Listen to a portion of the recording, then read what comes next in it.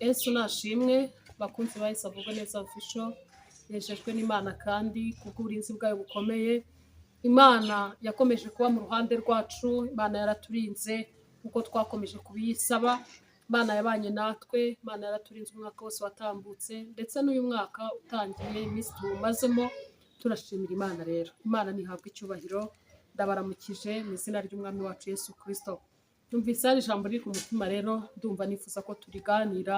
Reka tubanze dusenga Imana hanyuma tuganire ku ijambo ry'Imana. Mana nkuru, Mana ishobora byose, Mana yo kwizerwa, Mana yo kwiringirwa, ndagushimiye amasaha nk'aya, gushimiye uburinzi bwawe bukomeye, gushimiye ineza yawe wakomeje kutugirira, urukundo rwawe rwakomeje kudufubika, imbabazi zawe zakomeje kuturamira, kandi imbaraga zawe zakomeje kubana natwe iminsi yose tumaze. Turagushimiye Mana, izina ryawe ni ukuri nirihabwa icyubahiro. Izina ryawe ni umunara muremure ukiranutse wongiramo agakomera. Twarindiwe muri wowe kandi tuguwe neza kuko twakumenye. Nyemerera rero mu ruhande rwacu iri jambo tugiye kuganira rigira umumaro, umuntu wese yungukira imbere yawe, mu izina ry'umwami wacu Yesu Kristo, amen. Imana yacu nishimye cyane kandi Imana ihabwa icyubahiro. Tugiye gusangira ijambo ry'Imana. Gusangira ijambo ry'Imana turasanga mu gitabo cy'ubutumwa bwiza bwa Yesu Kristo uko bwanditswe na Matayo. Turasoma ibice byaho 7, duhere ku murongo wawo wa 13 turageza ku murongo wa 23. Ni amagambo asa naho ajya kuba maremare, ariko Mwuka yadufasha kugira ngo tuyaganireho kandi twese twunguke. Imana yacu nihabwa icyubahiro mu izina rya Yesu. Reka dusome. Umutwe w'amagambo uranditse ngo irembo rifunganye. Munyure mu irembo rifunganye, ko irembo ari rigari, ni inzira ijyana abantu kurimbuka ari nini, kandi abayinyuramo ni benshi. Ariko irembo rifunganye ni inzira ijya mu bugingo, iraruhije kandi abayinyuramo ni bake. Mwirinde abahanuzi b'ibinyoma bazaho muri basa n'amasegarya, bazaho muri mwirinde abahanuzi b'ibinyoma bazaho muri basa n'intama, ariko imbere ari amasegaryana. Muzabamenyera ku mbuto zabo. Mbese hari abasoroma imizabibu ku mugenge cyangwa imbuto z'umutini ku gitovu? Nuko igiti cyiza cyose cyera imbuto nziza, ariko igiti kibi cyera imbuto mbi. Igiti cyiza ntikibasha kwera imbuto mbi, kandi n'igiti kibi cyose kandi n'igiti kibi ntikibasha kwera imbuto nziza. Igiti cyose kitera imbuto nziza kiracibwa kikajugunywa mu muriro. Nuko muzabamenyera ku mbuto zabo. Umuntu wese umbwira ati mwami mwami, si we uzinjira mu bwami bwo mu ijuru, keretse ukora ibyo Data wo mu ijuru ashaka. Benshi bazambaza kuri uwo munsi bati, mwami ntitwahanuraga mu izina ryawe, ntitwirukanaga abadayimoni mu izina ryawe, ntitwakoraga ibitangaza mu izina ryawe? Nibwo nzaberurira nti, sinigeze kubamenya. Nimwumve imbere mwa nkozi z'ibibi mwe. Imana yacu nidutabare kandi tugirire neza mu izina rya Yesu Kristo. Dusomye ijambo ry'Imana ritubwira ku nzira ebyiri, inzira ngari ndetse n'inzira ifunganye. Ijambo riratubwiye ngo tunyure mu irembo rifunganye, kuko iyi nzira y'irembo ari rigari, ngo ni inzira ijyana abantu kurimbuka, kandi inzira iba ari ngari, kandi ngo abayinyuramo ni benshi. Imana itugiriye neza cyane. Iyo inzira ifunganye, kuyinyuramo bisaba kwiyemeza. Icyo ni icya mbere. Kuyinyuramo bisaba kumva utagize ibintu byinshi urebaho ngo uvuge ngo ndabinyurana muri iriya nzira gute. Ibyo nikoreye, ibyo ntwaye ku bitugu, ibyo ntwaye mu maboko, niba biri impande zanjye zombi, bisaba ko ubireka, bisaba ko ubita kure, bisaba kubisiga kugira ngo ubashe kunyura mu nzira ifunganye. Niba ari inzira yagenewe kunyuramo umuntu umwe, urumva nta nubwo wafata abandi bantu ngo bakurure mu mpande zawe, cyangwa ugira ibindi bintu ufata mu maboko yawe ubinyurane muri iyo nzira bikunde. Rero ngo inzira ifunganye niyo dusabwa n'ijambo ry'Imana gucamo, kandi abayinyuramo ngo ni bake cyane rwose. Ariko inzira iyo ari ngari, irembo ari rigari, ni inzira ijyana abantu kurimbuka, kandi abayinyuramo ni benshi. Iki gituma abayinyuramo baba benshi, nuko kuyinyuramo byoroshye, nuko kuyinyuramo bidasaba kwigora, bidasaba kuruha, bidasaba kugira ibyo ureka. Ni ukuvuga ngo inzira niba ari ngari, ibyo uhetse byose urabihanyurana, ibyo wikoreye ku mutwe urabihanyurana bikunde, ibiri ku bitugu byawe urabihanyurana, ibiri mu maboko yawe urabihanyurana. Twinjire mu ruhande rw'umwuka, ni ukuvuga ngo inzira n'ibifunganye, kuyinyuramo n'ibyaha ntabwo bikunda, bisaba kubanza kubireka, bisaba kubanza kubita kure, bisaba guhora wezwa kugira ngo ubashe gutambuka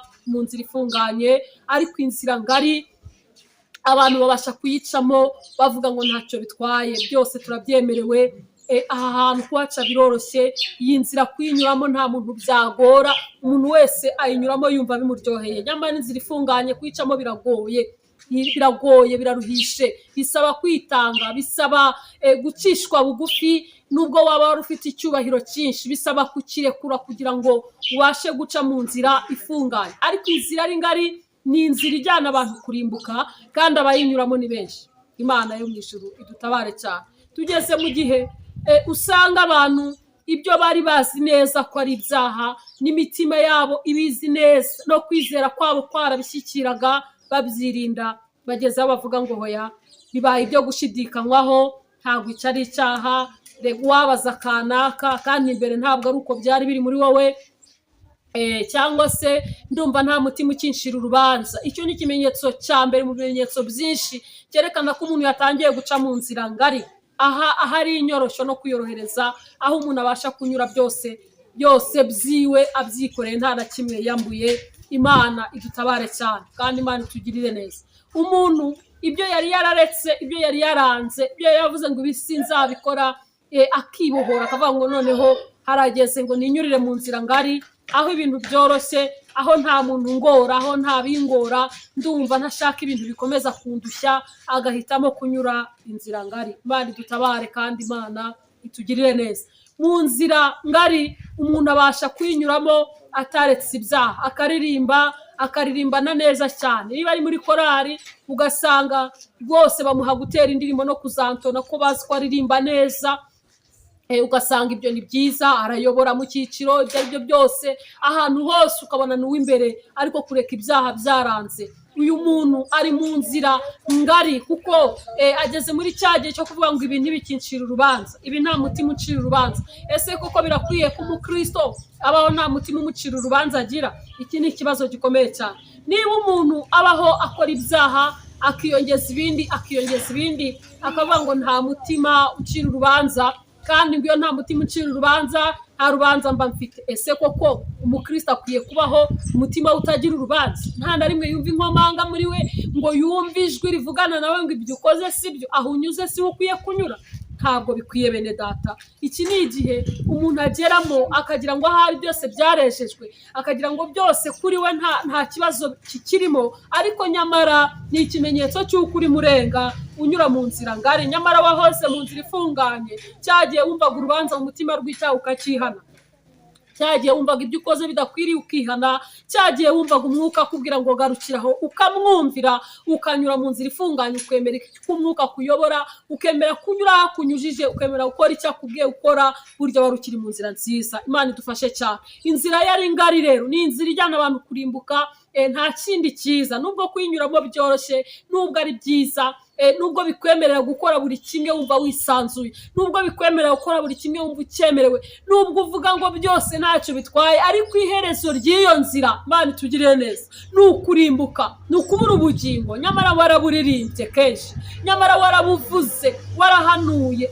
warasengeye abarwayi, warirukanye abadayimoni mu bantu bakabavamo, ariko iherezo rikaba kurimbuka. Imana idutabare cyane. Ijambo riratubwiye ngo mbese ko igiti cyose cyerekanwa n'imbuto zacyo, kandi abantu benshi bakaba bari kwera imbuto zitari zo, bagahanura bafite imbuto mbi, iz'agakiza nazihari, bakaririmba neza rwose, amajwi yose bakaba bayazi mu makorali baririmbamo cyangwa se baririmba ku ruhande rwabo, ariko ugasanga imbuto z'agakiza nazihari. Imana idutabare cyane. Umuntu akaba asenga amasengesho y'iminsi myinshi, nkunda kubona abantu bakangurira abantu ngo nimusenge birakomeye, uweje akagaruka ngo musenge birakomeye, undi ejo akagaruka ngo musenga y'itatu, undi akagaruka ngo mwongereho itatu.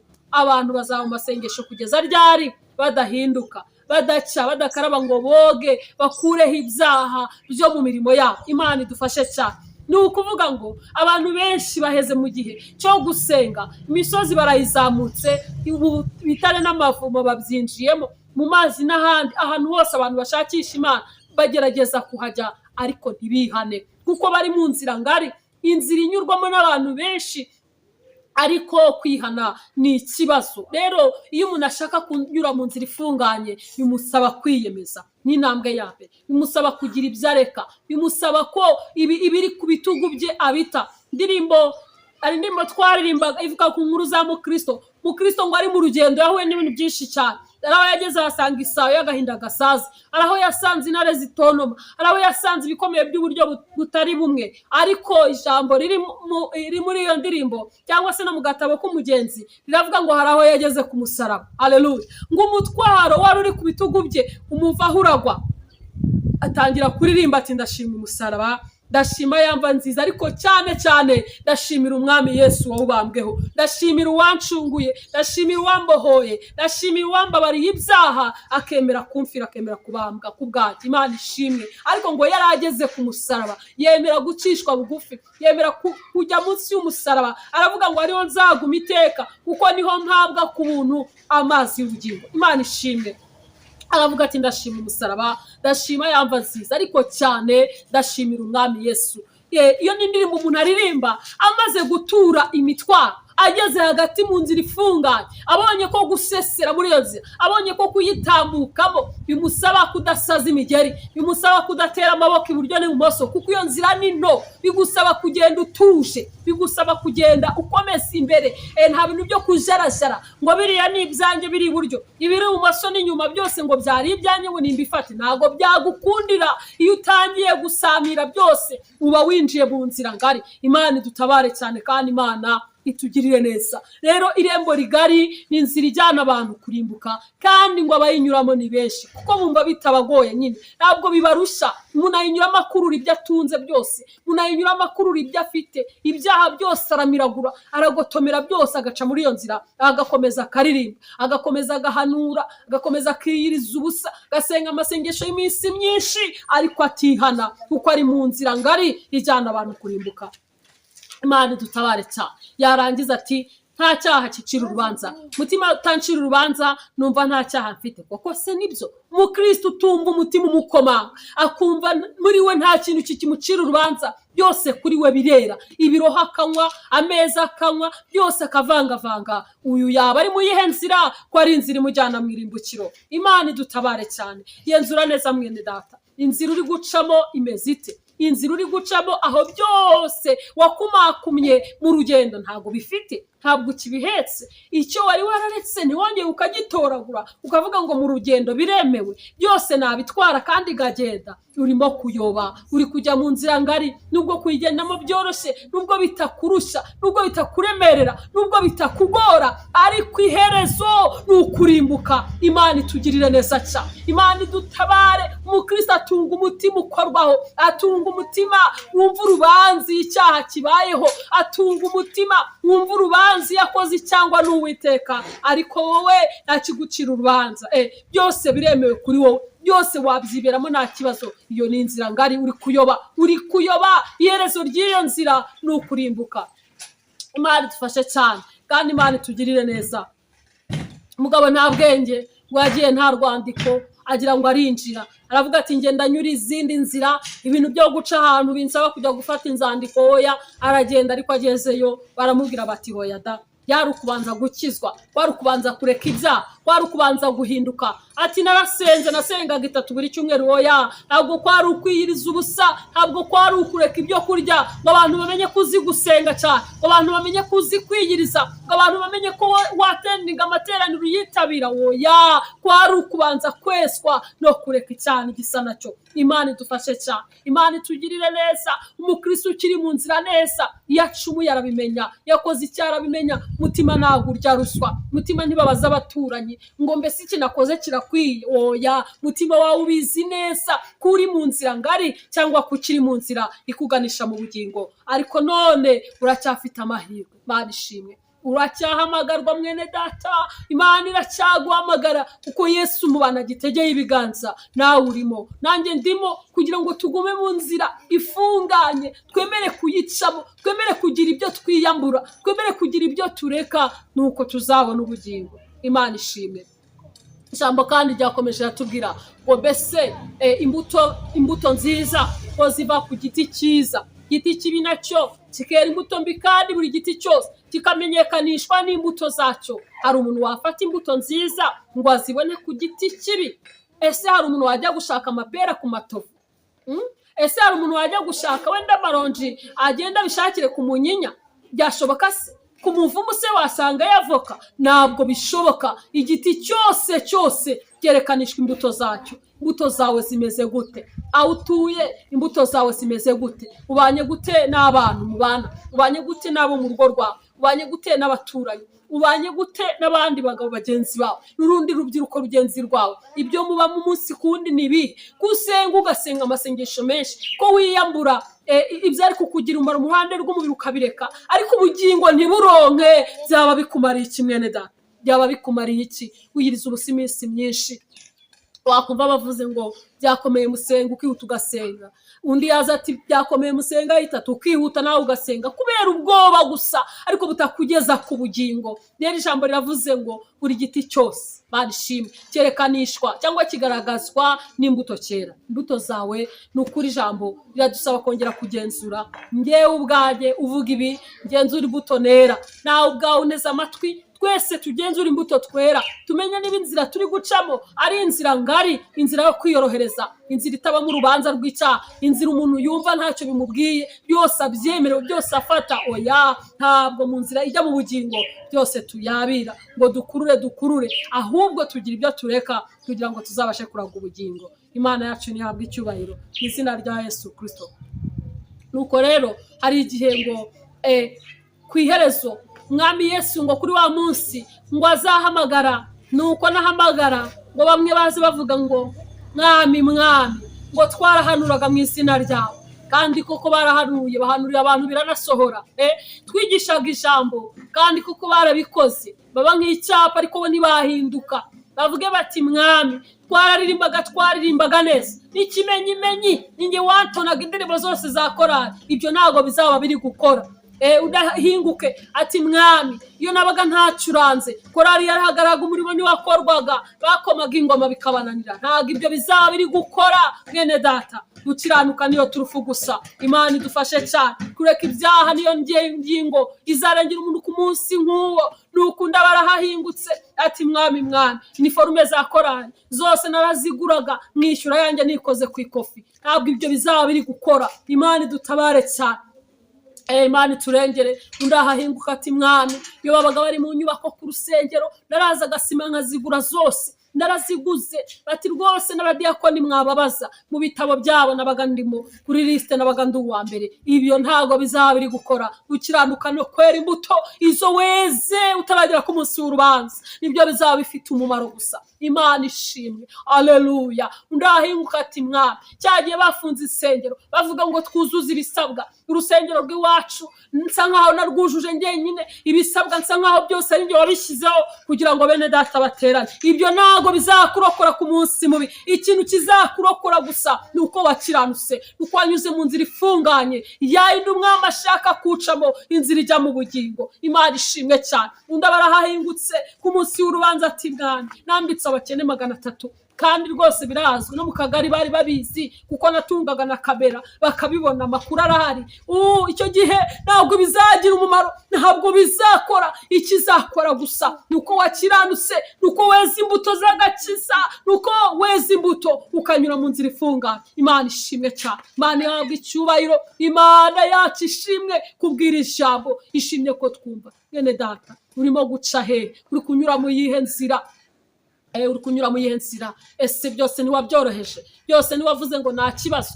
Byose niwavuze ngo ntibiremereye? Umuntu umwe yigeze kuvuga kandi abwira imbaga nyamwinshi ngo kujya mu ijuru ntibikigoye, ngo rwose ibintu byaroroshye, ngo ibintu byaroroshye, ngo abantu bareke gupanika, ngo ibintu byaroroshye. ninde wabwiye ko ijambo ry'Imana ryahindutse? Ninde wabwiye ko ibyanditswe muri iki gitabo byigeze bihinduka? Imana idufashe cyane kunyure mu irembo rifunganye, kuko irembo rigari ni inzira ijyana abantu kurimbuka.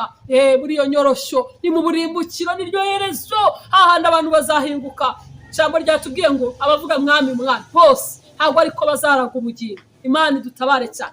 Birabaje kubona hari abantu baririmbye bari bazi kuririmba amajwi yose, bagiraga muri soprano bakisangayo, tenoro baririmba bakabona niwe wa mbere, bagera muri alto akisangamo, baze byose akaba ahagaze neza, ariko akabura ubugingo. Birababaje kuba arakoze imirimo myinshi myiza, isi ikakwandika, abandi bakabika amateka yawe, ariko ubugingo ukabura kuko wayobotse inzira ngari. Imana idutabare cyane, Imana tugirira neza. Nyura mu irembo rifunganye kugira ngo Imana izakwibuke ku munsi w'iherezo, ku munsi w'urubanza. Nigukebuka aho hafi izavuga ngo woweho injira, haleluya, injira mu munezero wa shobuja, kuko warabiruhiye, kuko warabikoreye, kuko warezwaga, wewe wacumuraga, wagayukiraga hafi ukavuga uti mbabarira mwana, wacishwaga bugufi, wamenyaga aho wataye inzira ugasubira mu nzira vuba vuba. Imana izakikurengera, izakikwibukiraho ku munsi w'urubanza. Ariko ntabwo uzaza ufite imitwaro, umuba muremure w'imirimo, uvuge ngo urabitondeka bitondekeke, utarakiranutse bizaba ubusa. Iyo mirimo yose izaba umuyonga, ariko niba warakiranutse bizagira agaciro kandi bizaguhesha ubugingo. Imana ishimwe.